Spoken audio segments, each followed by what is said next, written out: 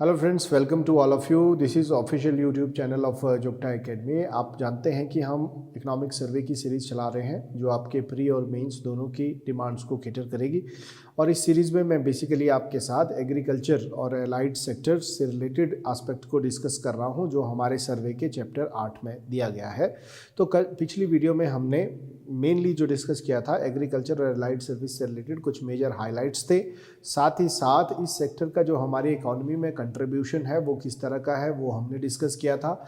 And again हमने agriculture को इसके सब सेक्टर में डिवाइड किया था, जैसे हमारा क्रॉप सेक्टर था, फूड एनिमल हस्बेंड्री थी, या फिर आपका फिशरी सेक्टर था, फॉरेस्ट्री था। इन सब सेक्टर का भी हमने जो कंट्रीब्यूशन है, चाहे वो हमारे स्टेट के ग्रॉस स्टेट वैल्यू एडिशन में था या फिर एग्रीकल्चर के ग्रॉस स्टेट वैल्यू एडिशन में था, वो हमने कुछ एक एरिया हमने डिस्कस कर लिया था। एंड अगेन उसके साथ ही हमने जो नेक्स्ट जो टॉपिक डिस्कस किया था वो था हमारा land use pattern. Himachal Pradesh का लैंड यूज़ पैटर्न किस प्रकार का है, कितना फॉरेस्ट एरिया है या फिर कितना हमारे पास टोटल ज्योग्राफिकल एरिया जो हमारा कल्चरेबल है, इस तरह की कुछ एक इन्फॉर्मेशन भी हमने डिस्कस कर ली थी। आज की वीडियो में हम बेसिकली जो टॉपिक डिस्कस कर रहे हैं वो है हमारे ट्रेंड्स क्या थे एग्रीकल्चर और एलाइड एक्टिविटीज़ के, जो भी हमारे एग्रीकल्चर के साथ साथ जो भी सब सेक्टर्स है उसकी आउटपुट या फिर ग्रोथ के जो पिछले कई सालों में जो ट्रेंड्स है वो किस प्रकार से है, ये सब कुछ एक टॉपिक हम जो है आज की वीडियो में डिस्कस करेंगे। आप देखेंगे जो पहला एरिया है, पहला जो टॉपिक है वो है आपका नेट सोन एरिया। आप देखेंगे ये जो नेट सोन एरिया है ये वो एरिया होता है जिस पर एक्चुअली हम लोग जो है प्रोडक्शन कर रहे हैं। आप जानते हैं कि हम जो है उस क्लाइमेक्स पर पहुंच गए हैं जहां से आगे हम अपनी प्रोडक्टिविटी को अब नहीं बढ़ा सकते हैं। तो नेट सोन एरिया क्या एरिया होता है? वो एरिया होता है जिस पर एक्चुअली हम लोग कल्टीवेशंस कर रहे हैं या फिर फार्मिंग कर रहे हैं। सपोज करो अगर हमारा ज्योग्राफिकल एरिया है 53,000 कितना है 55,673 स्क्वायर किलोमीटर, तो इसमें जो नेट सोन एरिया है वो कौन सा एरिया है जिसको हम एग्रीकल्चर के लिए यूज कर रहे हैं, जो हमारे फार्मर के पास कलेक्टिव जो लैंड होल्डिंग है, सारी की सारी लैंड होल्डिंग को मिलाकर जो एरिया बनता है उसको क्या बोलते हैं? हम नेट सोन एरिया बोलते हैं। और अगर आप देखेंगे कि अभी presently 9.75% of our geographical area is actually net sown area, और ये अपने क्लाइमेक्स पर पहुंच चुका है। इसमें हम कोई ज़्यादा अब वृद्धि नहीं कर सकते हैं क्योंकि आप जानते हैं कि एग्रीकल्चर एक ही जो हिमाचल है एक हिली स्टेट है। एंड अगेन आप जानते हैं कि 1988 की जो पॉलिसी है फॉरेस्ट पॉलिसी, उसमें हमने एक टारगेट किया है कि हमें जो है 66% तक का एरिया अपने फॉरेस्ट के अंदर भी लाना है। एंड अगेन अगर आप जानेंगे इंडिया की जो भी जो हमारी एक जो टारगेट्स है,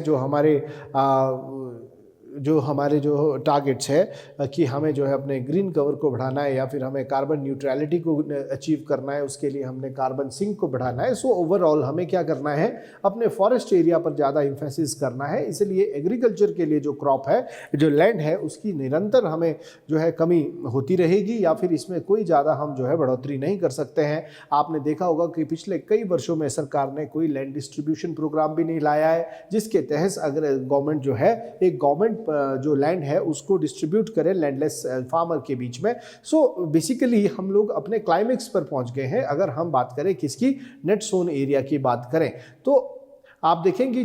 बट इसके बावजूद भी पिछले कई सालों में अगर आप ये 2008-9 का जो एक डेटा देखें जिसमें हमारा जो नेट सोन एरिया था वो था 539,000 जो हेक्टेयर हमारा land area net sown area था। और अगर आप उसके बाद देखें 2017-18 का हमारे पास जो डेटा है इस पूरे के पूरे डेकेड में जो वृद्धि हुई है वो कितनी हुई है? लगभग 4,000 हेक्टेयर की ही वृद्धि हुई है, जिसमें हमने अभी प्रेजेंटली जो हमारा नेट सोन एरिया है वो कितना है 5,43,000 या फिर 543,000 हेक्टेयर की जो हमारी भूमि है उस पर हम जो है कल्टीवेशन कर रहे हैं। सो प्रेजेंट नेट सोन एरिया कितना है हमारा 543,000 का हमारा प्रेजेंट नेट सोन एरिया है। सो ये इन्फॉर्मेशन हमारे लिए बहुत इंपॉर्टेंट है। और ये नेट सोन एरिया अपने क्लाइमेक्स पर पहुंच चुका है। उसका मीनिंग क्या है कि इसमें किसी भी प्रकार की अब जो है वृद्धि नहीं हो सकती है। एंड अगेन तो इसका अल्टरनेटिव क्या है? आप जानते हैं कि नेट सोन एरिया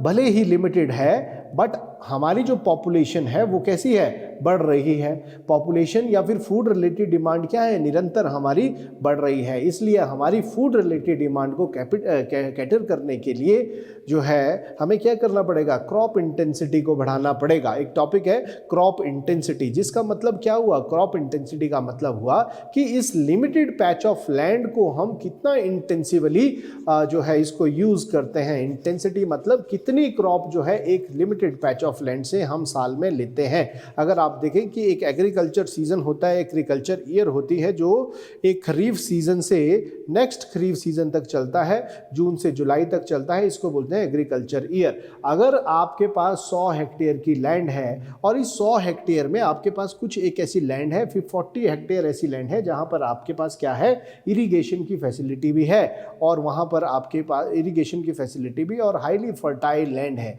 जबकि आपके पास 60 हेक्टेयर की लैंड ऐसी है जहां पर आपके पास जहां पर आप सिर्फ और सिर्फ रेनफेड फार्मिंग को ही प्रमोट कर सकते हैं, प्रैक्टिस कर सकते हैं। तो आप देखें कि इस 60 हेक्टेयर लैंड पर आपका जो टीएफ है, टोटल जो सोन एरिया है, जो आपका नेट सोन एरिया है, नेट सोन एरिया आपका कितना है, 100 हेक्टेयर का है।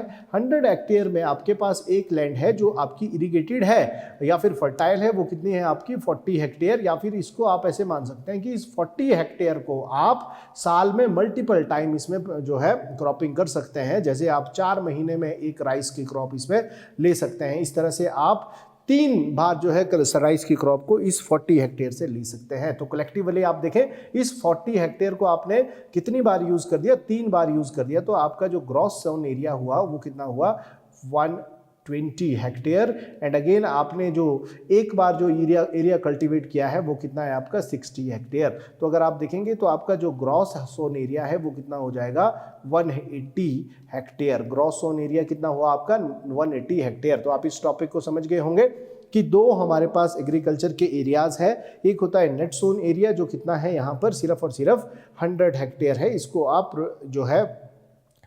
आप जो है बढ़ा नहीं सकते हैं, लिमिटेड, बट कर क्या सकते हैं, आपके पास ऑप्शन है कि आप इसकी इंटेंसिटी को बढ़ा सकते हैं। तो gross sown area is basically वो टोटलिटी ऑफ लैंड है जिसको आपने एक एग्रीकल्चर ईयर में मल्टीपली उस पर जो है कल्टीवेशंस की है, कितनी क्रॉप सीजन में आपने उससे जो है क्रॉप गेन की है, उसको क्या बोलते हैं आप, ग्रोथ जो आपका ग्रॉस सोन एरिया। तो इसी के आधार पर हम जो है किसी भी क्षेत्र की हम जो है क्रॉप इंटेंसिटी निकाल देते हैं। इसी के आधार पर हम किसी भी क्षेत्र की, चाहे वो कोई स्टेट है या नेशन है या फिर कोई डिस्ट्रिक्ट या ब्लॉक है, उसकी क्रॉप इंटेंसिटी आप निकाल सकते हैं। तो अगर आप देखें तो क्रॉप इंटेंसिटी क्या हुआ, क्रॉप इंटेंसिटी आपकी है वो है आपकी gross sown area divided by net sown area into 100। इससे पहले का अगर आप डेटा देखें जो हमने एक एग्जांपल लिया था उसमें ग्रॉस सोन एरिया कितना हुआ था आपका 180 डिवाइडेड बाय 100 इनटू 100। आप इस एग्जांपल में आप देखेंगे कि जो क्रॉप इंटेंसिटी है वो कितनी है, 180 है। तो अगर आप इंडिया की क्रॉप इंटेंसिटी की बात करें वो कितनी है, 137 के आसपास है। जबकि अगर आप देखेंगे जो हमारे हिमाचल प्रदेश की क्रॉप इंटेंसिटी है प्रेजेंटली वो कितनी है, वो हम अगली स्लाइड्स में देखेंगे वो कितनी है। तो क्रॉप इंटेंसिटी क्या हुआ कि how intensively actually you are actually using the agriculture, using the क्या बोलेंगे उसको, आप उसको यूज कर रहे हैं एक limited amount patch of land को आप कितना इंटेंसिवली जो है उसको कल्टीवेट कर रहे हैं एक एग्रीकल्चर ईयर में, उसी को हम क्या बोलते हैं, एग्रीकल्चर इंटेंसिटी बोलते हैं। तो बेसिकली हमारा जो नेट सोन एरिया है उसमें कुछ वृद्धि हुई है, कितनी हुई है, 4000 हेक्टेयर की वृद्धि हुई है। आज का जो हमारा प्रेजेंट नेट सोन एरिया है वो कितना है, 543,000 हेक्टेयर का है। तो ये डेटा आपने याद रखना है। अगर आप क्रॉप की बात करें तो कौन कौन सी क्रॉप जो है हम मैक्सिमम एरिया पर प्रोड्यूस कर रहे हैं, तो आप देखेंगे कि ये कुछ मेजर फूड क्रॉप्स है जिसमें आपका मेज है, वीट है, मेज है, राइस है, बार्ले हैं, पल्सेस है। तो ये जो मेजर फूड क्रॉप्स है ये कितना नेट सोन एरिया को कवर करके बैठी हुई है, 82% एरिया में सिर्फ और सिर्फ ये फूड क्रॉप को ही हम प्रोड्यूस करते हैं। इसमें भी जो सबसे मेजर चंक ऑफ लैंड है वो that is covered by wheat and मेज। 68% of our net sown area is actually covered by wheat and maize। तो ये इंफॉर्मेशन अगर आपके सर्वे में दी गई है, तो आपको ये हमेशा ध्यान रखनी चाहिए क्योंकि यहीं से क्वेश्चन आने की पूरी संभावना होती है। नेक्स्ट अगर आप टॉपिक देखेंगे तो नेक्स्ट क्या है, वो है आपका क्रॉप इंटेंसिटी। जैसे हमने देख लिया कि क्रॉप इंटेंसिटी होता है net sown area, gross sown area divided by net sown area into 100। तो अगर आप हिमाचल की बात करें तो हिमाचल कैसा लैंड है, हिमाचल जो है एक हिली टेरेन है, बट स्टिल हमारी जो फिर इसके बावजूद हमारा जो एक जो क्रॉप इंटेंसिटी है वो कितनी है, वो बहुत अच्छी है। अराउंड जो है क्रॉप इंटेंसिटी कितनी है, 168 है। अगर आप नेशनल एवरेज देखेंगे वो कितना है, 137। इवन इफ वी आर हिली ट्रेन और कोल्ड हमारा क्लाइमेट है, ट्रॉपिकल ना होकर टेम्परेट हमारा जो क्लाइमेट है, उसके बावजूद भी हमारी क्रॉप इंटेंसिटी बहुत अच्छी है। इसके लिए जो स्पेशल रीजन है वो क्या है, अलग अलग प्रकार के हमारे क्या है, अलग अलग प्रकार के एग्रो क्लाइमेटिक जोन। अगर आप देखेंगे ये 3 इंपॉर्टेंट रेंजेस हिमाचल में पाई जाती है। सबसे ऊपर कौन सी रेंज है, ये है आपकी ग्रेटर हिमालयन रेंज, जिसमें हमें मेनली कौन सा रीजन मिलता है, हमारे लाहौल स्पीति या फिर चंबा का पांगी वाला रीजन, लाहौल स्पीति और किन्नौर वाला रीजन मिलता है। तो इस रीजन में बेसिकली आप देखेंगे कि ये रेन शेडो एरिया है, तो बहुत ज़्यादा रेनफॉल यहाँ पर नहीं होता है। एंड अगेन बहुत ठंड यहाँ पर पाई जाती है, इसलिए यहाँ पर नॉर्मली जो है बहुत कम क्रॉपिंग्स होती है। बेसिकली एक ही क्रॉप हम जो है, एक ही क्रॉप, 1 क्रॉप हम एक एग्रीकल्चर ईयर में ले सकते हैं। जबकि ये जो मिडल बेल्ट वाला रीजन है, जिसमें हम शिमला, कुल्लू या फिर जो हमारा अपर मंडी या फिर चंबा वाला जो क्षेत्र है, कांगड़ा का जो अपर बेल्ट है, उसमें हम जो है, उसमें भी हम बहुत ज़्यादा इंटेंसिवली हम जो है यहाँ पर क्रॉपिंग्स नहीं कर सकते हैं, क्योंकि बेसिकली जो सॉइल है वो कैसी है, थोड़ी थिन सॉइल होती है। एंड अगेन यहाँ पर स्नोफॉल भी बहुत ज़्यादा होता है, और स्नोफॉल ज़्यादा होने की वजह से यहाँ क्या प्रॉब्लम है कि कल्टीवेशन के लिए सिर्फ 8 से 9 महीने 10 महीने ही आपके पास होता है, बाकी ये बर्फ़ और ठंड में ये क्षेत्र रहता है, तो यहाँ भी क्रॉप इंटेंसिटी आपको ज़्यादा नहीं मिलेगी। जबकि अगर आप देखें ये जो दून वाला क्षेत्र है या फिर मैदानी जो डिस्ट्रिक्ट्स है, जिसमें आपकी चंबा है और बिलासपुर है और ऊना है और इस बेल्ट में आपकी जो क्रॉप इंटेंसिटी है वो हमेशा ज़्यादा होगी। इसके पीछे कारण क्या है, एक तो ये जो दून के मैदान है, आप जानते हैं कि दून के मैदान कैसे होते हैं, बहुत हाईली फर्टाइल मैदान होता है। दूसरा, यहाँ का टेम्परेचर क्या है, ट्रॉपिकल टेम्परेचर है। हमेशा ही जहाँ पर गर्मी हो वहाँ पर क्रॉप जल्दी ग्रो करती है और जल्दी राइप करती है, क्योंकि वहाँ पर क्रॉप का जो मेटाबॉलिज्म है, जो सेल रेप्लिकेशन रेट है, वो बहुत ज़्यादा होता है ड्यू टू हाई टेम्परेचर। इसीलिए आप देखेंगे कि ट्रॉपिकल क्लाइमेट में जो भी प्राइमरी प्रोडक्टिविटी होती है वो हमेशा, या फिर प्लांट की जो प्रोडक्टिविटी होती है, हमेशा ज़्यादा होती है। और तीसरा जो इंपॉर्टेंट कारण है, इरिगेशन फैसिलिटी। हम लोगों ने जो है, गवर्नमेंट ने इन एरिया पर जो है इरिगेशन फैसिलिटी को प्रोवाइड करने पर बहुत अच्छा एक एम्फेसिस दिया है पिछले कई सालों में। तो ये क्या, समर के दौरान जो सीजन है, उस खरीफ सीजन में ये किससे इरिगेशंस करते हैं, मॉनसून से। एंड अगेन ड्राई सीजन में कहाँ से आ जाता है, ये जो इनके पास आर्टिफिशियल सोर्स ऑफ इरिगेशन है, चाहे वो स्प्रिंकलर्स है, चाहे वो आपके कैनाल्स है। तो इस तरह के हमने जो है बहुत ज़्यादा इरिगेशन प्रोवाइड करके जो चंबा वाला, हमीरपुर वाला, ऊना वाला जो क्षेत्र है, या फिर सिरमौर के लोअर बेल्ट है, कांगड़ा का लोअर बेल्ट है, सोलन की बेल्ट है, मंडी और चंबा में हमने क्रॉप इंटेंसिटी को बढ़ाया है। अगर आप हमीरपुर की, ऊना की क्रॉप इंटेंसिटी को देखेंगे तो वो लगभग 192 के आसपास है, जबकि इसी के साथ हमीरपुर की भी लगभग 192% के आसपास ही क्रॉप इंटेंसिटी है। तो ये मेजर डिस्ट्रीब्यूशन आप देख सकते हैं कि सबसे ज़्यादा क्रॉप इंटेंसिटी कहाँ है, शिवालिक की जो हमारी स्टेट्स है, नीचे वाले क्षेत्र की जो स्टेट्स है, वहां पर ही हमें जो है ज्यादा क्रॉप इंटेंसिटी देखने को मिलती है। जबकि हायर एलिवेशन पर जो ठंडा एग्रो क्लाइमेटिक जोन है, जहां पर थ्रू आउट द ईयर बर्फ पड़ी रहती है, या फिर टेम्परेचर इतना ठंडा होता है, इतना ड्राई मौसम होता है कि वहाँ पर जो है वैसे ही क्रॉप को हम जो है, कोई वीट क्रॉप को हम वहाँ पर, कोई भी फूड क्रॉप को हम वहाँ ग्रो नहीं कर सकते हैं। तो ये हमारा क्रॉप इंटेंसिटी का एक टॉपिक था जो हमने अच्छे से कर दिया है। तो आप इस पर फोकस करें, प्री और मेंस दोनों में, ये दोनों के पॉइंट ऑफ व्यू से ये जो एरिया है ये इम्पॉर्टेंट है। सो अभी हमने किया था क्रॉप इंटेंसिटी के बारे में। आज अभी जो नेक्स्ट टॉपिक है वो है प्रोडक्शन ऑफ मेजर क्रॉप। आप देखेंगे कि हमारे जो क्रॉप्स हैं, जो भी हम ग्रो करते हैं, सॉइल से जो भी हम ग्रो कर रहे हैं, वो क्या है, अलग अलग प्रकार की क्रॉप होती है। बेसिकली 2 प्रकार की क्रॉप हम इसको क्लासीफाई करते हैं 2 कैटेगरी में। First one is this food crop, और जिसमें हम जो है वीट देखते हैं, राइस देखते हैं, या फिर आपकी कुछ पल्सेस है, तो ये सब क्या है, मेज़ है, ये सब क्या है, जो है these are actually the food crops. और जो दूसरी क्रॉप्स होती है है, these are the commercial crop. तो इन दोनों में एक बेसिक सा डिफरेंस है कि जो फूड क्रॉप्स होती है वो सोसाइटी की फूड रिलेटेड डिमांड को कैटर करने के लिए ही उगाई जाती है। इसमें जो है प्रॉफिटेबिलिटी का जो एलिमेंट है उसको ज़्यादा एम्फेसिस नहीं किया जाता है। हम किस चीज़ पर ज़्यादा फोकस करते हैं, हम करते हैं इसमें सिर्फ और सिर्फ जो हमारी फूड रिलेटेड जो डिमांड है सोसाइटी की, कंट्री की, उस पर हम फोकस करते हैं। तो इस केस में अगर आप देखेंगे जो फूड क्रॉप्स होती है इनके फार्मर्स को बहुत ज़्यादा रेम्यूनरेटिव प्राइसेस नहीं मिल पाते हैं, और फार्मर्स को कभी कभी क्या होता है कि बहुत ही ज़्यादा इवन उनकी जो उनकी प्रोडक्शन कॉस्ट होती है उससे भी कम प्राइसेस पर जब मार्केट में गलत आ जाता है तो उस स्थिति में उससे भी कम प्राइसेस पर उनको उनके क्रॉप को बेचना पड़ता है, जिसकी वजह से उनके लिए कृषि क्या है, एक घाटे का एक बिजनेस है। तो इसीलिए सरकार भी देखेंगे आप जो है अलग अलग फूड क्रॉप्स के लिए जो है समर्थन मूल्य लेकर आती है, मिनिमम सपोर्ट प्राइस लेकर आती है। तो ये एक मेजर जो है ड्रॉबैक है फूड क्रॉप से रिलेटेड फार्मिंग के लिए। जो दूसरी इंपॉर्टेंट क्रॉप थी वो जो दूसरी क्रॉप होती है वो होती है आपकी कमर्शियल क्रॉप। कमर्शियल क्रॉप में मेजर जो एम्फेसिस होता है वो किस पर होता है, प्रॉफिटेबिलिटी का जो एलिमेंट है, प्रॉफिटेबिलिटी के एलिमेंट को ज़्यादा फोकस किया जाता है कि ये वो क्रॉप होती है जिसमें प्रॉफिटेबिलिटी होने की या फिर प्रॉफिट होने की संभावना बहुत ज़्यादा होती है।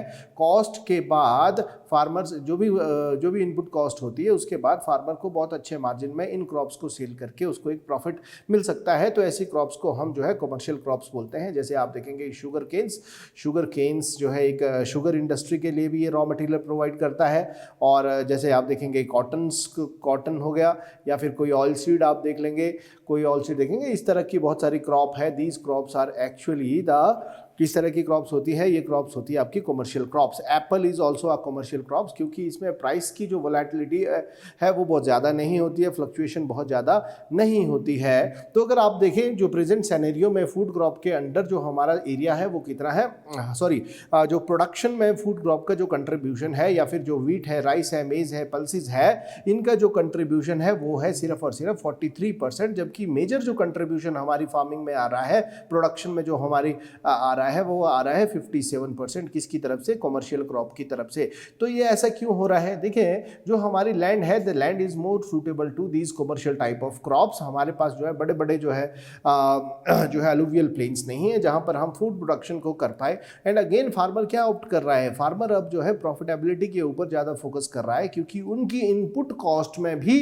लगातार वृद्धि हो रही है, जिसकी वजह से जो है जो फार्मर्स का एक जो अब फोकस है, या फिर गवर्नमेंट का या फिर पॉलिसी मेकर का जो फोकस है वो क्या है, कमर्शियल क्रॉप पर जाना। तो आप देखेंगे कि आज के कॉन्टेक्स्ट में जो हमारा कमर्शियल क्रॉप है इसमें निरंतर वृद्धि हो रही है, ग्रोथ हो रही है, जबकि जो फूड क्रॉप है उसमें जो है कुछ उसकी ग्रोथ में कमी देखने को मिली है। देखेंगे जो अगर आप देखेंगे कि जो फूड क्रॉप है उसमें अभी रिसेंटली जो इकोनॉमिक सर्वे है उसमें क्या 2021-22 और 22-23 में जो ग्रोथ है उसमें 5.8% की उसमें नेगेटिव ग्रोथ हुई है, ग्रोथ में कमी आई है। और इसमें भी सबसे इंपॉर्टेंट जो ग्रोथ में कमी आई है वो है राइस प्रोडक्शन में। राइस प्रोडक्शन क्या होती है, आपको पता है कि पेडी कल्टीवेशन में बहुत ज़्यादा वाटर इंटेंसिव ये क्रॉप्स होती है, और हमारा 80% जो एरिया है वो क्या है, रेनफेड था। तो रेनफेड होने की वजह से हमने पिछली वीडियो में देखा था कि जो रेनफॉल है उसमें भी लगभग 19% की कमी आई है, जिसकी वजह से हम यहाँ पर उसका फॉल आउट देख रहे हैं कि राइस की प्रोडक्टिविटी में, प्रोडक्शन में 28.2% की कमी 2021-22 और 22-23 में हुई है, जो एक मेजर जो है एक एरिया ऑफ कंसर्न है। एंड अगर अगेन आप देखेंगे जो वीट की प्रोडक्शन है उसमें कितने परसेंट की कमी हुई है, 4.2% की कमी हुई है। और जो मेज है, मेज में भी 2.4% की कमी हुई है। बेसिकली सारा का सारा जो जो हमारा फूड क्रॉप्स है उसकी प्रोडक्शन में क्यूमुलेटिव जो है एक कमी आई है, जिसमें वो कितनी थी, 5.8% की। उसमें सबसे ज़्यादा जो ग्रोथ की कमी हमने देखी है वो है राइस में 28%, followed by wheat and then maize. ये इंपॉर्टेंट एरिया आप याद रखें। अगर आप देखेंगे कि ये जो 2023 का साल है, this 2023 is the international year of millets। ये इंटरनेशनल ईयर ऑफ मिलेट इसको कंसिडर किया गया है।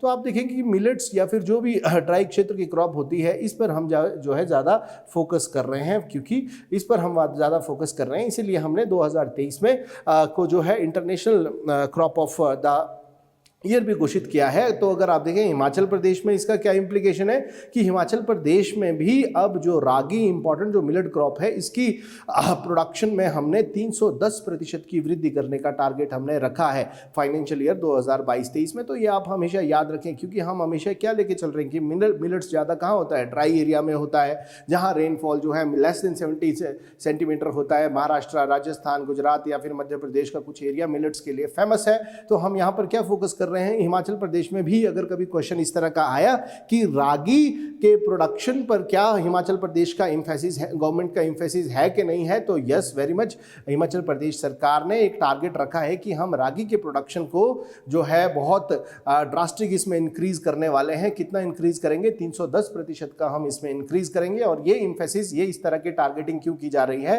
क्योंकि अब जो है पूरा का पूरा जो ये ईयर है, ये ईयर क्या है, इंटरनेशनल ईयर फॉर मिलेट्स। तो हमारा भी मिलेट की प्रोडक्टिविटी में कुछ एक योगदान हो, इसी दिशा में हमने भी क्या किया है, हिमाचल प्रदेश में रागी की प्रोडक्शन को इंक्रीज करने के लिए कितने लेवल तक लेके जाना है, 310% इसमें वृद्धि करनी है। तो ये आप हमेशा याद रखें कि यहाँ से भी क्वेश्चन आने की संभावना है। इस एरिया को आप प्रीलिम के पॉइंट ऑफ व्यू से भी अंडरलाइन कर सकते हैं, दिस 3-10%।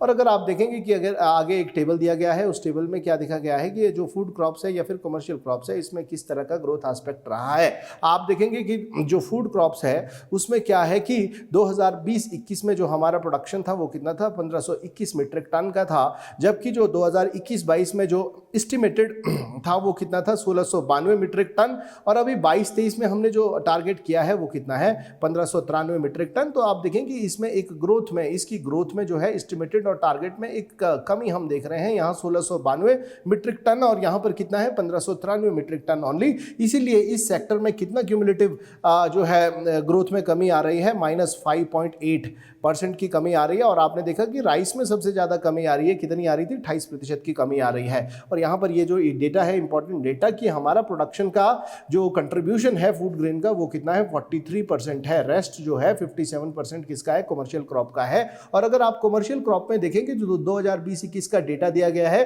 कितना इसका जो कमर्शियल क्रॉप है उसका जो प्रोडक्शन था वो कितना था, 2097 मीट्रिक टन, 2097 मीट्रिक टन, जिसमें 2021-22 का जो एस्टिमेटेड था वो कितना था, 2032 मीट्रिक टन। इसमें थोड़ी कमी हो गई थी, देखें 2020-21 में, 21-22 में कमी हो गई थी। एंड अगर आप देखेंगे 22-23 का जो हमारे पास एक टारगेट है वो कितना है, 2079। तो इसमें कुछ एक हमने ग्रोथ का एलिमेंट हम देख रहे हैं, यहाँ पर कमर्शियल क्रॉप में एक ग्रोथ का एलिमेंट हम देख रहे हैं। कितने परसेंट की ग्रोथ है, 2.3% की ग्रोथ है। इसीलिए कमर्शियल क्रॉप के अंडर जो हमारा कंट्रीब्यूशन है, कमर्शियल क्रॉप का जो कंट्रीब्यूशन है हमारे टोटल प्रोडक्शन में वो कितना है, 56.60, या फिर आप इसको 57% भी जो है रिमेंबर कर सकते हैं। तो ये इंपॉर्टेंट डेटा था जो आपको याद रखना है। नेक्स्ट देखेंगे प्रोडक्टिविटी में ट्रेंड। प्रोडक्टिविटी क्या होता है कि पर यूनिट एरिया, चाहे वो हेक्टेयर है या फिर बीघा है या फिर स्क्वायर मीटर है या फिर कोई भी मेजरेबल एक यूनिट है, उसमें जो है क्रॉप की प्रोडक्टिविटी क्या है, कितना टन, कितना क्विंटल हम जो है प्रोडक्शन कर रहे हैं, उसको बोलते हैं उस पर्टिकुलर एरिया की प्रोडक्टिविटी। आप देखेंगे कि जहां पर एग्रीकल्चर लैंड बहुत ज़्यादा होती है, एक्सटेंसिव जो है लैंड होल्डिंग होती है, वहां पर यूनिट जो प्रोडक्शन होती है वो कम होती है। जबकि ऐसी लैंड होल्डिंग जो बहुत इंटेंसिवली जिसको कल्टिवेट किया जा रहा है, जिस पर पॉपुलेशन का प्रेशर बहुत ज़्यादा हो, वहां पर जो प्रोडक्टिविटी है नॉर्मली जो है बहुत ज्यादा होने की संभावना होती है। बट वहां पर भी एक एलिमेंट हमें क्या देखना है कि हमारी जो फार्मिंग की टेक्निक है क्या वो मैकेनाइज्ड है या नहीं है। अगर वो मैकेनाइज्ड है और लैंड होल्डिंग थोड़ी ज्यादा है तो उसको बोलते हैं हम एक्सटेंसिव फार्मिंग। तो एक्सटेंसिवली जहां पर हम फार्मिंग कर रहे हैं, लैंड होल्डिंग ज्यादा है, वहां पर नॉर्मली जो प्रोडक्टिविटी होती है वो थोड़ी कम होती है। और अगर हम extensive farming small land holding पर कर रहे हैं, जहां पर स्मॉल लैंड होल्डिंग पर कर रहे हैं और मैकेनाइज्ड फार्मिंग कर रहे हैं, high yielding variety of seeds का यूज कर रहे हैं, इरिगेशंस कर रहे हैं, वहां पर प्रोडक्टिविटी नॉर्मली ज्यादा होती है। उसको बोलते हैं intensive farming. We are actually intensively cultivating our land due to higher population pressure. तो ये जो कॉन्सेप्ट है ये आपको याद रखने चाहिए। तो फार्मिंग कितने प्रकार की होती है आप देखें, एक्सटेंसिव फार्मिंग जहां लैंड होल्डिंग बहुत ज्यादा हो, मशीन का यूज हम करते हैं। इंटेंसिव फार्मिंग जहां पर लैंड पर बहुत प्रेशर हो, तो लोग जो है जरूरी नहीं है कि लैंड पर मैकेनाइज्ड फार्मिंग ही करे, बट अपनी लैंड को इंटेंसिवली कल्टीवेट करते हैं, उस पर बहुत ज़्यादा जो है फार्मिंग का टेक्निक से हाई यील्डिंग वेराइटीज़ को यूज़ करते हैं, खाद का यूज़ करते हैं, तो मैक्सिमम प्रोडक्शन बढ़ाने की कोशिश उस लिमिटेड प्लॉट ऑफ लैंड से करते हैं। और एक जो इंपॉर्टेंट फार्मिंग टेक्निक है उसको बोलते हैं सब्सिडेंस टाइप ऑफ फार्मिंग, जिसमें सिर्फ और सिर्फ फार्मर उतना ही प्रोड्यूस करता है जितना उसके अपनी फैमिली कंजप्शन के लिए एडिक्वेट हो। तो यहाँ इस एरिया से भी आपके एग्रीकल्चर के क्वेश्चन बनते हैं, तो आपने याद रखना है। तो अगर आप देखेंगे कि ट्रेंड इन प्रोडक्टिविटी में क्या है, किस तरह के ट्रेंड है प्रोडक्टिविटी में, जो कल्टिवेटेड लैंड, अब आप देखें कि जो हमारा जो कल्टिवेटेड लैंड है हिमाचल प्रदेश का या फिर इंडिया का जो नेट सोन एरिया है, वो अपने क्लाइमेक्स को अचीव कर चुका है। मतलब उसमें अब कोई वृद्धि होने की संभावना नहीं है, कोई उसमें इंक्रीज होने की संभावना नहीं है। इसकी वजह से सरकार के पास या फिर फार्मर्स के पास क्या ऑप्शन रह जाता है, वो रह जाता है कि आप अपनी प्रोडक्टिविटी को बढ़ाएं और उसी पैच ऑफ लैंड में अपनी प्रोडक्टिविटी को बढ़ाएं और साथ ही साथ जो है जो क्रॉप है उसको डाइवर्सिफाई करें।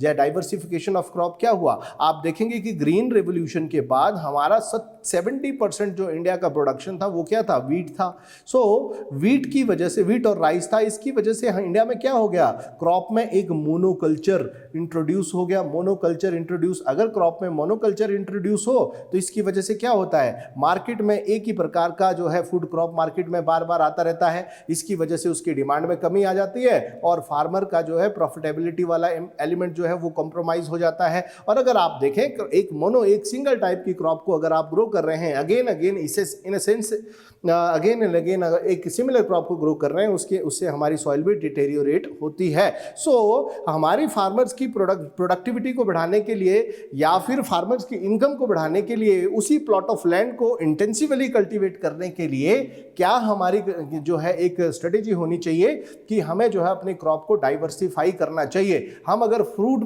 क्रॉप पर ही फोकस्ड है, वहां से हमें कमर्शियल क्रॉप पर जाना चाहिए। हमें वहां के एग्रो क्लाइमेटिक कंडीशन के हिसाब से उस क्लाइमेट में किस तरह की क्रॉप्स होती है उसको प्रमोट करना चाहिए। जैसे हम टेम्परेट फ्रूट ग्रो कर रहे हैं, एप्पल की बहुत सारी वेराइटीज आ गई है, पियर हम ग्रो कर रहे हैं, या फिर अगर आप ट्रॉपिकल एरिया में देखें मैंगोज की बहुत सारी वेराइटीज को हम कल्टीवेट कर रहे हैं, ऑरेंजेस की बहुत सारी वेराइटीज को कल्टीवेट कर रहे हैं, या फिर जो हमारा ऑयल सीड है उस पर हम वर्क कर रहे हैं, किन्नौर में हम ड्राई फ्रूट्स पर वर्क कर रहे हैं। तो ये सारी की सारी जो क्रॉप्स है ये क्या करती है, अल्टीमेटली फार्मर्स को तो एक प्रॉफिटेबिलिटी का एलिमेंट इंश्योर करती ही है, साथ ही साथ उस यूनिट ऑफ एरिया से मैक्सिमम जो एक प्रोडक्टिविटी है उस यूनिट ऑफ एरिया से मैक्सिमम प्रोडक्टिविटी को ड्रॉ करने में भी हेल्प करती है। सो क्रॉप डाइवर्सिफिकेशन ही एक इंपॉर्टेंट जो हमारे पास एक जो स्ट्रेटेजी है वो रहनी चाहिए जब हमारी जो नेट सोन एरिया है वो एक क्लाइमेक्स पर पहुंच गया हो। अगर आप नेक्स्ट देखेंगे तो 1997-8 में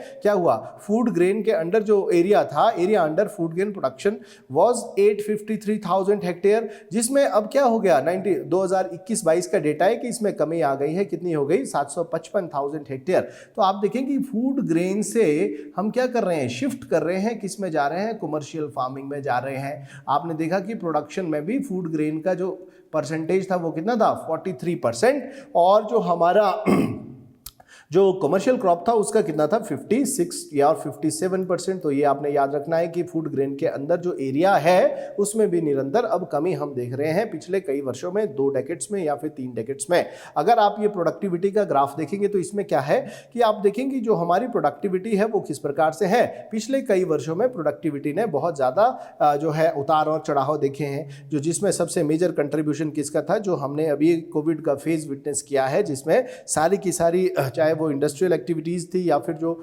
एग्रीकल्चर एक्टिविटीज़ थी वो स्टैंड स्टिल पर आ गई थी। इसकी वजह से एग्रीकल्चर में प्रोडक्टिविटी की जो है थोड़ी कम हो गई थी। आप देखेंगे कि 2017-18 में जो हमारी प्रोडक्टिविटी थी वो थी 2.18 मीट्रिक टन, जो बढ़कर 2018-19 में कहाँ पहुंच गई थी, 2018-19 में वो बढ़कर हो गई थी 2.31 मीट्रिक टन। एंड अगेन उसमें एक डिक्लाइन हमने देखा, एक ये जो डिक्लाइन है आने वाले 2019-20 में, 2020-21 में पोस्ट कोविड के दौरान इसकी प्रोडक्टिविटी में हमारी जो पर हेक्टेयर जो प्रोडक्टिविटी थी उसमें बहुत कमी आ गई थी।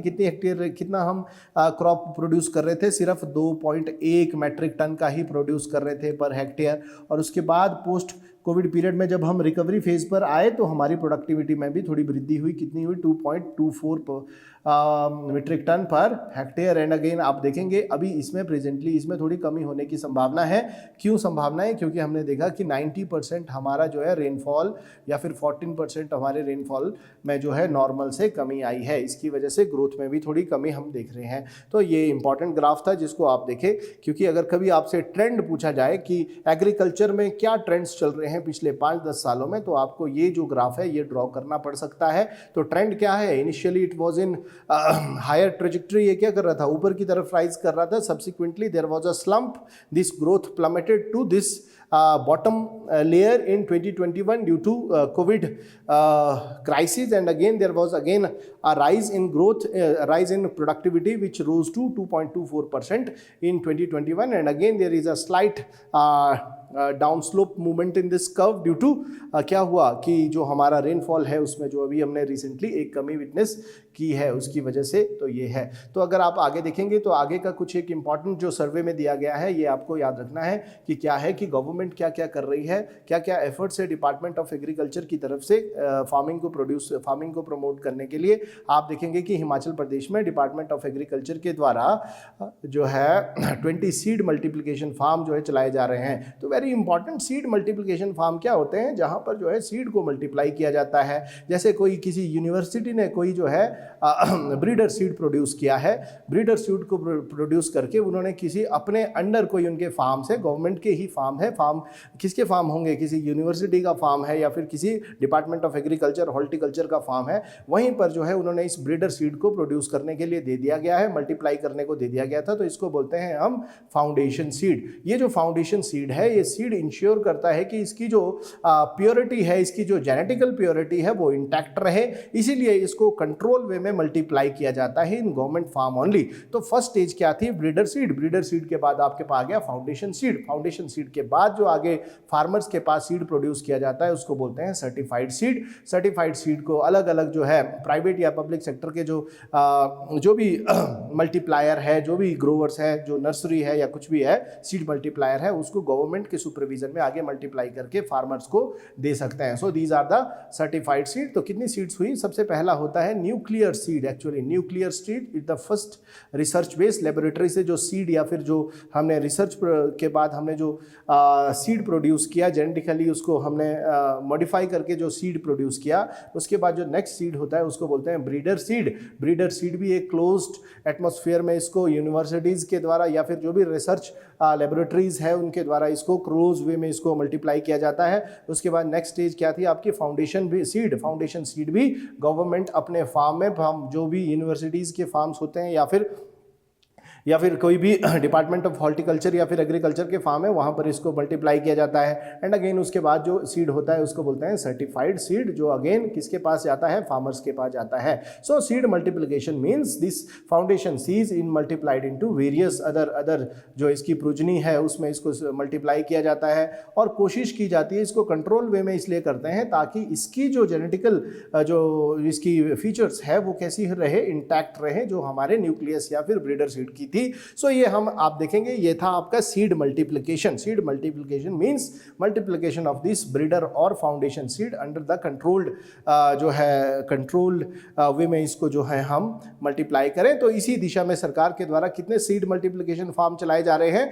20 सीड मल्टीप्लिकेशन फार्म चलाए जा रहे हैं। एंड अगेन अगर आप देखेंगे 3 वेजिटेबल डेवलपमेंट स्टेशन चलाए जा रहे हैं, अलग अलग लोकेशन पर 3 वेजिटेबल डेवलपमेंट स्टेशन चला रहे हैं और 12 पोटैटो डेवलपमेंट स्टेशन चलाए जा रहे हैं। And again 1 ginger development station जो कहाँ हो सकता है? सिरमौर में हो सकता है। Sirmaur is the largest sonth producing या फिर बोलेंगे ginger producing state in district in Himachal Pradesh. तो ये आपने याद रखना है। तो ये मेजर डेवलपमेंट है कि हमारे सीड मल्टीप्लिकेशन फार्म या फिर वेजिटेबल डेवलपमेंट स्टेशन सरकार के द्वारा हॉर्टिकल्चर डिपार्टमेंट या फिर एग्रीकल्चर डिपार्टमेंट के द्वारा स्टेट में इस्टेब्लिश किए गए। अगेन अगर आप देखेंगे 1000 रुपये की 1000 रुपीज़ की एक जो है सब्सिडी प्रोवाइड की जा रही है पर मीट्रिक टन जो है कितने की सब्सिडी प्रोवाइड की जा रही है? 1000 रुपये की सब्सिडी प्रोवाइड की जा रही है। किसके लिए? जो भी कॉम्प्लेक्स फर्टिलाइजर होते हैं। कॉम्प्लेक्स में क्या हो गया?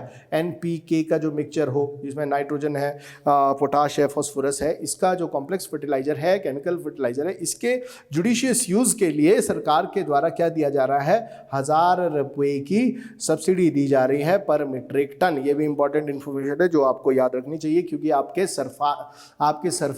सर्वे में स्पेसिफिकली मेंशन की गई है। एंड अगेन अगर आप देखें प्लांट प्रोटेक्शन प्रोग्राम, जो प्लांट होता है उसकी प्रोटेक्शन के लिए भी प्रोग्राम गवर्नमेंट के द्वारा चलाए जा रहे हैं, क्योंकि आप देखें जब से हमने ग्रीन रेवोल्यूशन चलाया था उसके बाद क्या हुआ, हमने जो है mindless application of synthetic fertiliser अपने खेतों में किए प्रोडक्टिविटी को बढ़ाने के लिए बिना किसी जांच के। एंड अगेन हमने और क्या किया, जो पेस्टिसाइड्स है, फंजीसाइड्स है, इनका भी हमने जो है अनकंट्रोल्ड वे में यूज़ किया, जिससे कि अलग अलग प्रकार की रेसिस्टेंस हमारे फार्म्स में या फिर जो भी हमारे एग्रीकल्चर फील्ड है उसमें आ गई है। तो इस डिटेरियोरेशन ऑफ सॉइल की वजह से या फिर डिटेरियोरेशन ऑफ माइक्रो क्लाइमेट की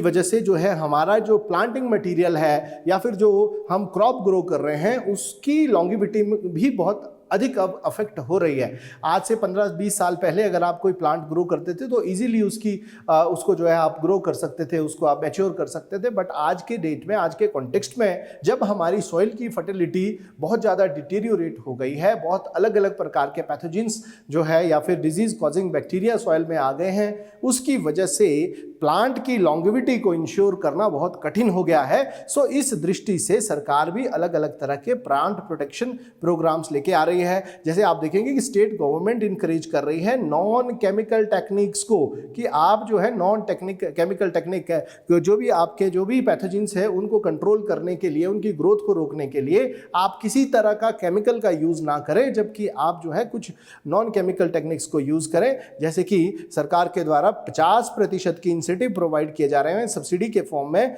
अलग सभी फार्मर्स को, किसके लिए, इंसेक्ट ट्रैप के लिए, और जो लेयर्स होते हैं उनको ट्रैप्स करने के लिए, जो भी इंसेक्ट होते हैं जो बाद में हमारी सॉइल में चले जाते हैं उनको ट्रैप करने के लिए अलग अलग प्रकार के कुछ जो है ट्रैप्स का यूज़ किया जा रहा है। जैसे फेरोमोन्स ट्रैप है, लाइट ट्रैप है, स्टिकी ट्रैप्स है। तो इन सब ट्रैप का यूज़ किसके लिए कर रहे हैं, जो भी हमारे जो इंसेक्ट्स होते हैं, डिजीज कॉजिंग जो अनफ्रेंडली इंसेक्ट्स होते हैं, उनकी ग्रोथ को रोकने के लिए क्या करना है, उनको ट्रैप करना है। ट्रैप करने के बाद जो है, ट्रैप करने की टेक्निक अलग अलग है, जैसे ये न्यू टेक्निक है pheromones trap, light trap, sticky trap. तो इसके लिए सरकार के द्वारा जो है 50% का अनुदान फार्मर्स को दिया जा रहा है। एंड अगेन बायो पेस्टिसाइड और बायो एजेंट्स को जो है हम प्रमोट कर रहे हैं कि हम सारे के सारे पेस्ट और जो भी इंसेक्टिस से रिलेटेड डिजीज होते हैं उनको रोकने के लिए हम बायो पेस्टिसाइड या फिर बायो इंसेक्टिसाइड का ही यूज़ को प्रमोट करें। नेक्स्ट अगर आप देखेंगे वो है आपका soil testing programme. Very important topic, क्योंकि आप देखेंगे कि सॉइल टेस्टिंग का एक इंपॉर्टेंट रोल है, क्योंकि अभी तक का जो हमारा कॉम्प्लेक्स फर्टिलाइजर का जो एप्लीकेशंस था वो कैसा था, विदाउट एनी सॉइल टेस्टिंग। हम अपनी सॉइल में एक्सेसिव फर्टिगेशंस कर रहे थे क्रॉप प्रोडक्टिविटी को बढ़ाने के लिए। बट इसकी वजह से एक जो इसका आउटफॉल हुआ है वो क्या था कि हमारी सॉइल की जो हेल्थ है वो कैसी हो गई है, पूरी तरह से डिटेरियोरेट हो गई है। सो इस दिशा में सरकार के द्वारा एक मेजर प्रोग्राम चलाया जा रहा है जिसको बोलते हैं सॉइल टेस्टिंग प्रोग्राम, कि अभी तक जो आप ये कर रहे हैं, this mindless usages of this synthetic fertiliser should be stopped, और एक जुडिशियस जो है फर्टिगेशंस का एक चैनल होना चाहिए। जुडिशियस किस तरह से होगा, पहले आप अपनी सॉइल को टेस्ट करेंगे और उसमें देखेंगे कि कौन से माइक्रो जो भी न्यूट्रिएंट्स होते हैं या फिर जो मैक्रो न्यूट्रिएंट्स होते हैं किसकी कमी है, उसी के हिसाब से आप उसी इक्वल प्रपोर्शन में उसका जो है फर्टिगेशन करेंगे, जिससे हमारी सॉइल की हेल्थ भी बनी रहेगी और साथ में हमारा प्रोडक्शन का जो लेवल है उसमें भी वृद्धि होगी। इसके लिए सॉइल टेस्टिंग प्रोग्राम सरकार के द्वारा चलाया जा रहा है, जिसमें सरकार ने इसको एक फ्री सर्विस बना दिया गया है। आप देखें सॉइल टेस्टिंग सर्विस जो है ये एक फ्री सर्विस है गवर्नमेंट के द्वारा, जिसको इंक्लूड किया गया है under Himachal Pradesh government public service act 2011। तो ये एक एक्ट है जिसके अंडर सरकार जो है बाध्य है अलग अलग प्रकार की सर्विसेज प्रोवाइड करने के लिए, जिसमें एजुकेशन है, हेल्थ है या फिर वेटनरी सर्विसेज है। ये बहुत सारी सर्विसेज है जिसको सरकार जो है बाध्य है लोगों तक पहुँचाने के लिए under this act which is known as Himachal Pradesh government public service act 2011। So soil testing service को भी इसी एक्ट के अंतर्गत लाया गया है। इसलिए सरकार जो है अब क्या कर रही है, हेल्थ कार्ड के थ्रू लोगों को हेल्थ कार्ड इशू करके जो है उनकी सॉइल की जो हेल्थ है उस पर एक चेक सरकार जो है बना के रख रही है। उसको अगर आप देखेंगे इस दिशा में सरकार के द्वारा 11 सॉइल टेस्टिंग लेबोरेटरीज बनाई गई है। हर डिस्ट्रिक्ट में एक सॉइल टेस्टिंग लेबोरेटरी बना दी गई है सरकार के द्वारा, except this Lahaul and Spiti, जहां पर सरकार ने मोबाइल सॉइल टेस्टिंग वेन का एक प्रोविजन रखा है। आप देखें 3 fertiliser and seed testing laboratories खोल दी गई है, 2 बायो कंट्रोल लेबोरेटरीज खोल दी गई है, स्टेट पेस्टिसाइड टेस्टिंग लेबोरेटरी खोल दी गई है, वेरी इंपॉर्टेंट।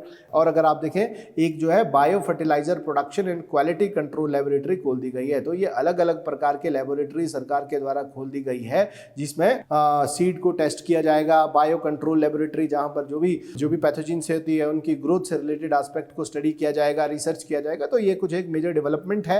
अगर आप इंपॉर्टेंस देखें तो सर्वे में दिया गया है कि 2 बायो कंट्रोल लैब बनाई गई है हिमाचल प्रदेश एग्रीकल्चर डिपार्टमेंट के द्वारा। वन इज इन कांगड़ा और दूसरी कहाँ है, मंडी में, to promote non chemical techniques of insect pest management. तो ये आप याद रखें, ये 2 इंफॉर्मेशन इंपॉर्टेंट है।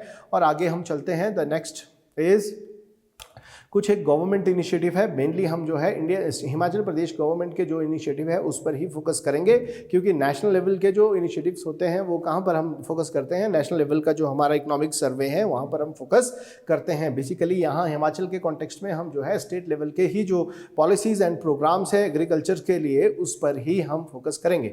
आप देखें सबसे पहले कुछ स्टेट लेवल की जो पॉलिसीज एंड प्रोग्राम्स है, आप देखें एक इंपॉर्टेंट प्रोग्राम गवर्नमेंट के द्वारा चलाया जा रहा है जिसको बोलते हैं मुख्यमंत्री कृषि संवर्धन योजना।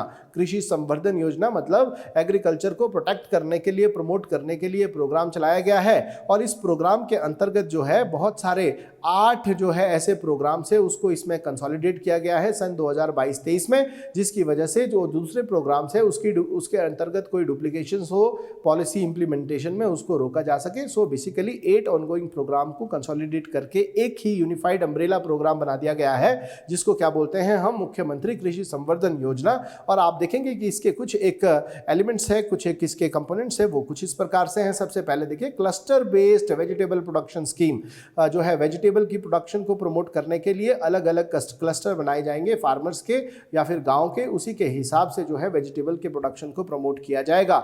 इसके हिसाब से जो है क्या होगा, this strategy aims to boost the development of economically competitive vegetables. कैसी वेजिटेबल्स बनाएंगे जो ऐसी हो जो इकोनॉमिकली कॉम्पिटिटिव हो या फिर जिनके प्राइसेस में बहुत ड्रास्टिक डिक्लाइन होने की संभावना कम है। इसकी वजह से फार्मर्स को जो है एक सुनिश्चित जो इनकम है उसका जो रेवेन्यू है, प्रॉफिट है, उसको फार्मर्स को मिल सके। तो इस तरह की वेजिटेबल्स को इस cluster based vegetable production scheme के अंतर्गत हम प्रमोट करने की बात कर रहे हैं। अगर आप दूसरा देखेंगे इनपुट बेस्ड अम्ब्रेला स्कीम, जैसे आपके इनपुट्स होते हैं, क्या क्या इनपुट्स होते हैं, सीड है या फिर प्लांट प्रोटेक्शन मटेरियल है या फिर फर्टिलाइजर्स है।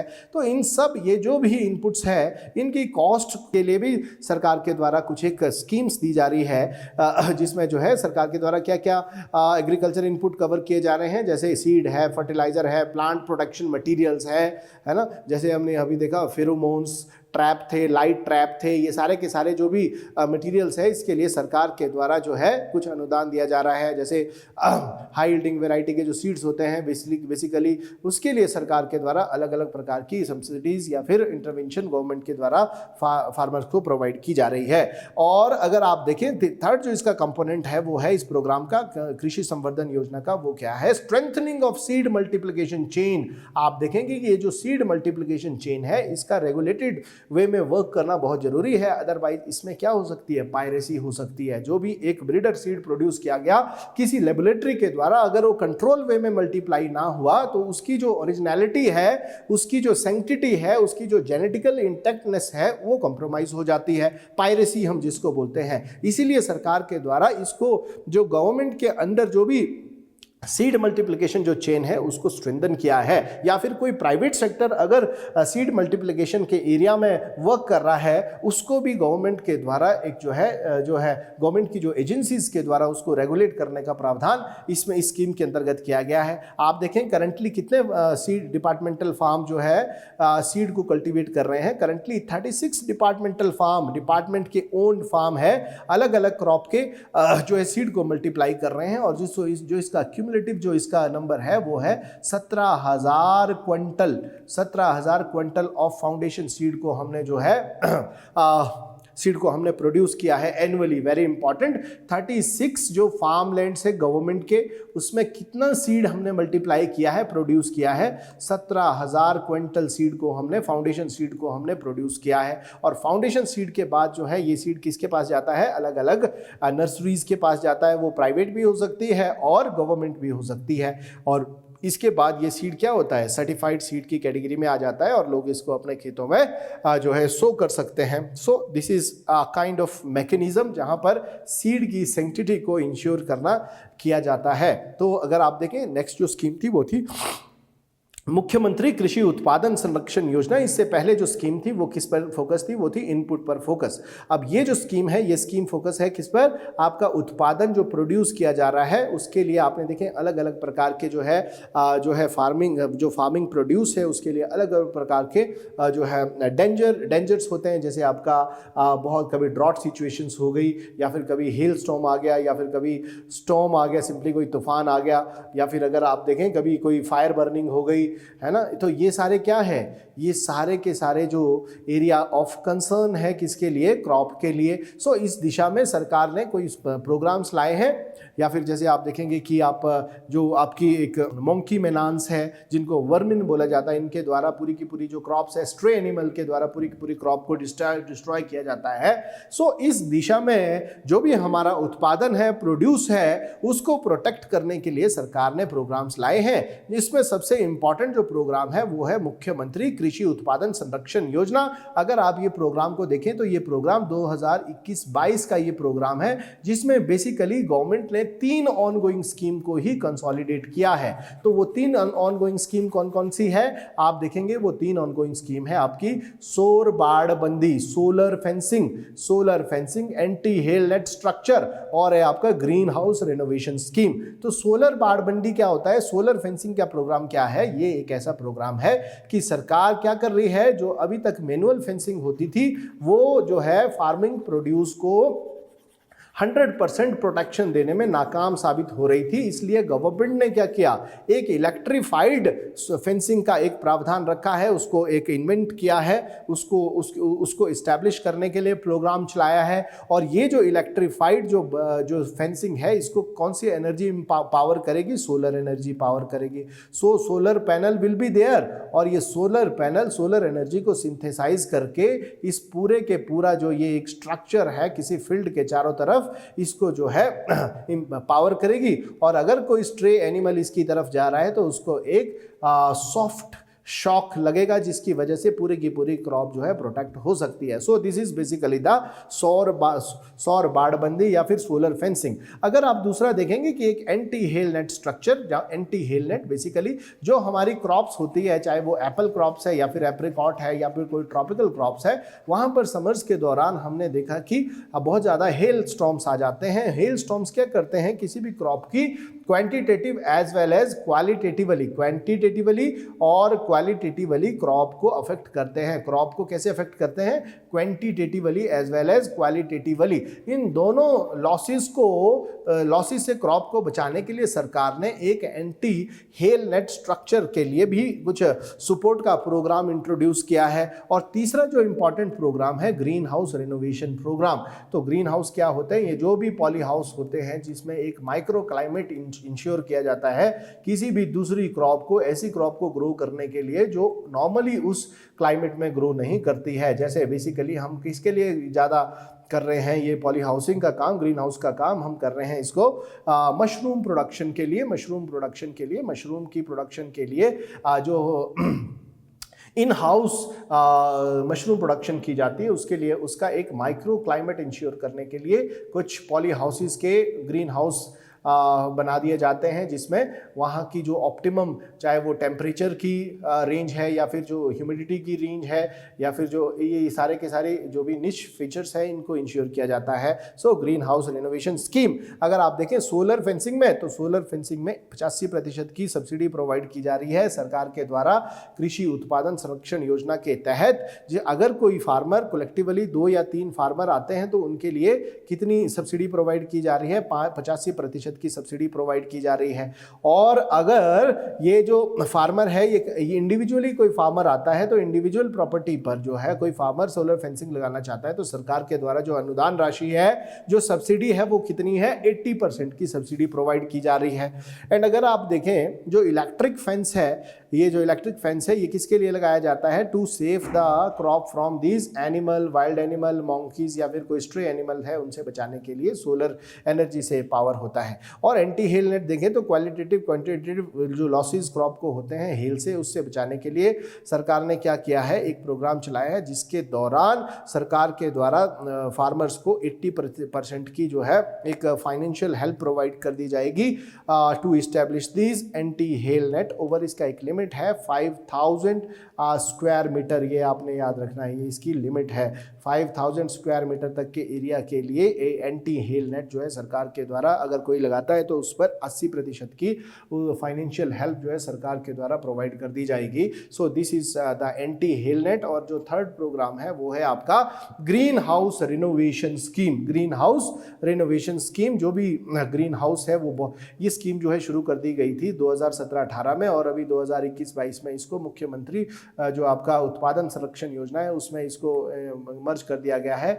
और आप देखेंगे इसमें 70% का सपोर्ट प्रोवाइड किया जा रहा है अगर कोई 5 साल पुराना कोई ग्रीन हाउस है उसको रिप्लेस करने के लिए, और अगर कोई पॉली हाउस डैमेज हो जाता है ड्यू टू कि नेचुरल कैटास्ट्रॉफ है, जैसे कैटास्ट्रॉफी में क्या किया जाता है, क्या बहुत ज़्यादा रेनफॉल हो गया उससे ख़राब हो गया, फ्लडिंग्स हो गई या फिर आपका हिल स्टॉर्म हो गया, उसकी वजह से अगर जो पूरा पॉली हाउस डिस्ट्रॉय हो गया है तो उसके लिए भी 70% की अनुदान राशि सरकार के द्वारा प्रोवाइड की जा रही है ग्रीन हाउस रिनोवेशन स्कीम के तहत। जो नेक्स्ट जो इंपॉर्टेंट प्रोग्राम है वो है आपका क्रॉप डाइवर्सिफिकेशन के लिए डेडिकेटेड प्रोग्राम है और एक इंटरनेशनल एजेंसी इस प्रोग्राम को फंड कर रही है। सो ये प्रोग्राम बहुत इंपॉर्टेंट प्रोग्राम है, आपको ये याद रखना चाहिए कि एक्सटर्नल सपोर्ट भी गवर्नमेंट के द्वारा इंश्योर किया जा रहा है to actually finance these agriculture related policies and programmes in India, है ना। उसके लिए एक्सटर्नल जो सपोर्ट है वो भी गवर्नमेंट के द्वारा इंश्योर किया जा रहा है। तो अगर आप देखें हिमाचल प्रदेश में एक इंपॉर्टेंट प्रोग्राम चलाया जा रहा है, उसको बोलते हैं Himachal Pradesh crop diversification promotion project. Himachal Pradesh crop diversification promotion project, मतलब क्रॉप को डाइवर्सिफाई करने के लिए प्रोजेक्ट चलाया जा रहा है। और ये प्रोजेक्ट कौन इसको फंड कर रहा है? जापान इंटरनेशनल कोऑपरेटिव एजेंसी, जिसको जायका भी बोलते हैं। जायका के द्वारा ये प्रोग्राम 2008 में फॉर्म किया गया था और इसकी इम्प्लीमेंटेशन 2010 में कर दी गई थी। सारी क्लियरेंसेस के बाद जो भी हमारी EIA इन्वायरमेंट इम्पैक्ट असेसमेंट होती है उसके बाद सन 2010 में इस प्रोग्राम को इम्प्लीमेंट कर दिया गया था। बेसिकली इसके 2 फेज़ थे। पहला फेज़ इसका जो फेज़ था वो था आपका 2010 से 2020 के बीच में। इस फेज़ में जो फंड इन्वेस्टमेंट हुई थी वो हुई थी 321 करोड़ की फंडिंग हुई थी। 321 करोड़ का फंड इसमें इन्वेस्टमेंट हुआ था, जो बेसिकली कौन कौन सी डिस्ट्रिक्ट्स में इसको चलाया गया था? बेसिकली कुछ ही डिस्ट्रिक्ट्स में इसको चलाया गया था, जैसे कांगड़ा है, मंडी है, ऊना है, बिलासपुर है, हमीरपुर में ये प्रोग्राम चलाया गया था। और जो नोडल एजेंसी है इसको इम्प्लीमेंट करने के लिए वो कौन थी? Himachal Pradesh agriculture developmental society. तो यहाँ से भी क्वेश्चन आने की संभावना है। अगर आप देखेंगे कि इस फेज का जो मेजर जो इसका जो ऑब्जेक्टिव था वो क्या था कि आप वेजिटेबल्स पर ज़्यादा फोकस करें, वेजिटेबल कॉम्पिटिटिव वेजिटेबल्स को बढ़ावा दें और क्रॉप को डाइवर्सिफाई करें, जिसकी वजह से क्या होगा? फार्मर्स की जो इनकम है उसमें वृद्धि होगी, इंक्रीज होगी। खासकर जो स्मॉल एंड मार्जिनल फार्मर्स होते हैं जो फूड क्रॉप ग्रो नहीं कर सकते हैं क्योंकि उनके पास जो लैंड है वो कैसी है? 2 हेक्टेयर से कम है। तो ऐसे फार्मर्स के लिए ये स्कीम बहुत ज़्यादा उपयोगी है। एंड अगेन अगर आप इसके लिए जो भी इंफ्रास्ट्रक्चर है, चाहे वो इरिगेशन है, रोड का इंफ्रास्ट्रक्चर है, मार्केटिंग की सुविधा है या फिर पोस्ट हार्वेस्ट जो जो पोस्ट हार्वेस्ट का जो भी फैसिलिटीज़ होती है वो प्रोवाइड करने के लिए ये प्रोग्राम डेडिकेटेड है। ठीक है जी। तो ये एक कुछ इस तरह का ये प्रोग्राम है, जायका के द्वारा फंडेड प्रोग्राम है। तो पहला फेज़ इसका चल रहा था, कब चल रहा था, ये 2010 से 20, और दूसरा जो फेज़ है वो फेज़ आपका वो फेज़ चल रहा है अब 2000, दूसरा फेज़ चल रहा है 2009 से 2021 से 2030 के बीच में, और इसकी जो फंडिंग है वो है 10 करोड़ की फंडिंग इस पर्टिकुलर पीरियड में हिमाचल प्रदेश की सारी के सारी डिस्ट्रिक्ट में क्रॉप को डाइवर्सिफाई करने के लिए ये जायका का फंड 10 करोड़ का 1010 करोड़ का जो ये फंड है इसको यूज किया जाएगा। तो आप ये इंफॉर्मेशन याद रखें, फेज 1 में कितनी फंडिंग थी जायका की तरफ से, वो थी 321 करोड़ की। बेसिकली कौन कौन सी डिस्ट्रिक्ट थी, जो लोअर एरिया की जो डिस्ट्रिक्ट है उसी एरिया में जो है ये प्रोग्राम वर्किंग था। और जो फेज 2 है जो 2021 से 2030 तक जो फेज चल रहा है, इसकी फंडिंग है 10 करोड़ की फंडिंग है, और सारी की सारी 12 डिस्ट्रिक्ट में जो है ये फंड इन्वेस्ट किया जाएगा। ठीक है। और इसका जो मेजर फोकस है वो क्या है, वो फोकस है इसका क्रॉप डाइवर्सिफिकेशन पर वर्क करना, क्रॉप डाइवर्सिफिकेशन पर वर्क करना इसका मेजर फोकस है। तो आपने ये इंफॉर्मेशन ज़रूर याद रखनी है, जायका प्रोजेक्ट। एंड अगेन ये JICA Japan international cooperative agency, important agency. And again अगर आप देखेंगे नेक्स्ट जो इंपॉर्टेंट स्कीम है वो है मुख्यमंत्री नूतन पॉली हाउस परियोजना, मुख्यमंत्री नूतन पॉली हाउस परियोजना। और मुख्यमंत्री नूतन पॉली हाउस परियोजना में देखें, नूतन जो भी नए पॉली हाउस लगाने के लिए ये स्कीम चलाई जा रही है। कितने एरिया में ये स्कीम चलेगी, 100 हेक्टेयर का एरिया इस स्कीम के अंतर्गत हमने कवर करना है। और ये जो प्रोग्राम है ये क्या करेगा, 5000 पॉली हाउस इस्टेब्लिश करने की इसका टारगेट है। कितने एरिया में, 100 हेक्टेयर एरिया में। अगर आप देखें इसके भी 2 फेजेस है। जो पहला फेज है 2020-21 से 21-22 के बीच में चल रहा है, जिसमें हमने 2522 पॉली हाउस बनाने की हमने जो है एक टारगेट रखा है। और इसके लिए सरकार के द्वारा जो अनुदान राशि है, सब्सिडी है, वो कितनी प्रोवाइड की जा रही है, 85% की सब्सिडी एक poly house, new poly house को लगाने के लिए बनाई जा रही है। नूतन मतलब न्यू फ्रेश पॉली हाउस लगाने के लिए सरकार के द्वारा ये प्रोग्राम अभी रिसेंटली चलाया गया है। एंड अगेन अगर आप नेक्स्ट देखेंगे, नेक्स्ट जो प्रोग्राम है that is very important programme, क्योंकि हमने इनपुट के लिए देख लिया, हमने जो है सीड इनपुट के लिए देख लिया, उत्पादन संरक्षण के लिए देख लिया, और जो थर्ड प्रोग्राम है वो है फार्मिंग कम्युनिटी को सिक्योरिटी प्रोवाइड करने के लिए। जो भी फार्मर है या फिर कोई लैंड लेबरर है, एग्रीकल्चर लेबरर है, उसको सिक्योरिटी प्रोवाइड करने के लिए सरकार के द्वारा मुख्यमंत्री किसान एवं खेतीहार मजदूर जीवन सुरक्षा योजना चलाई जा रही है। बेसिकली क्या है, ये एक इंश्योरेंस स्कीम है। इंश्योरेंस स्कीम बहुत इंपॉर्टेंट स्कीम है, क्योंकि अभी तक जितने भी इंडस्ट्रियलाइज सेक्टर्स के जो भी एंटरप्रेन्योर्स है, चाहे फिर वर्कर्स हैं, वो क्या होते हैं, एम्प्लॉयज़ है, वो क्या होते हैं, उन्होंने अपना लाइफ कवर लिया होता है। इसकी वजह से उनकी लाइफ में जो भी उनको जो है लॉसेस हो, उससे रिलेटेड उनके जो है हेल्थ बेनिफिट्स मिलते रहते हैं। सो गवर्नमेंट ने ये डिसाइड किया कि जो हमारी फार्मिंग कम्युनिटी है उनको भी जो है ये इंश्योरेंस कवर मिलना चाहिए, क्योंकि ऑब्वियसली फार्मिंग में भी बहुत ज़्यादा जो है पार्शियल और मेजर इंजरी या फिर डेथ का जो है एक डर, जो है डेंजर हमेशा फार्मिंग्स में भी बना रहता है। सो 2015-16 में गवर्नमेंट ने क्या किया, एक इंश्योरेंस कवरेज स्कीम लेकर आई फार्मर्स के लिए और एग्रीकल्चर लेबरर के लिए। अगर उनको इंजरी हो जाए, डेथ हो जाए due to operation of farm machinery के दौरान, कोई भी, जैसे आप थ्रेशर्स में कभी देखा होगा किसी की आर्म्स एम्प्यूटेट हो जाती है, फिंगर्स चॉप हो जाती है, या फिर कभी इस तरह की एक्टिविटीज़ करके कभी फार्मर्स की डेथ्स भी हो जाती है। तो उस परिस्थिति में उसको जो है, अगर फुली कोई फार्मर की डेथ हो जाती है या फिर एग्रीकल्चर लेबरर की डेथ हो जाती है, तो सरकार के द्वारा 3 लाख का कवर प्रोवाइड किया जाता है। और अगर कोई पार्शियली हैंडीकैप परमानेंट हैंडीकैप हो जाता है तो 1 लाख का कवर प्रोवाइड किया जाता है। और अगर कोई पार्शियली इम्प्यूटेशंस हो जाती है तो उसके लिए 10,000 से 40,000 तक का जो है सरकार के द्वारा अनुदान प्रोवाइड किया जाता है। एंड अगेन जो नेक्स्ट इंश्योरेंस के बाद जो नेक्स्ट एरिया है वो है आपका मार्केटिंग में आप देखें सरकार के द्वारा मार्केटिंग को भी रेगुलेट करने के लिए अलग अलग एक्ट इनेक्ट किए गए हैं। तो हिमाचल प्रदेश के कॉन्टेक्स्ट में जो मेजर मार्केटिंग एक्ट है, जो अधिनियम है, वो क्या है, that act is Himachal Pradesh agriculture,